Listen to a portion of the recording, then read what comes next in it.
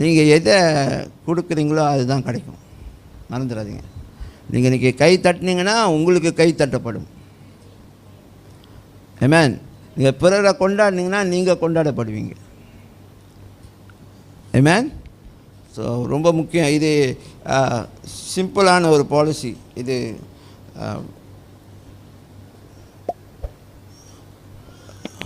உலகமும் அது ரொம்ப நம்புது. எதை விதைக்கிற அதை அறுப்ப. அப்போ நீங்கள் எதை கொடுக்குறோ அதை தான் நாம் பெற்றுக்கொள்வோம். ஆமென். சில நேரம் நம்ம கொடுக்கறது சின்னதாக இருக்கும், ஆனால் பெரும்பொழுது பெருசாக இருக்கும். சரிம்மா?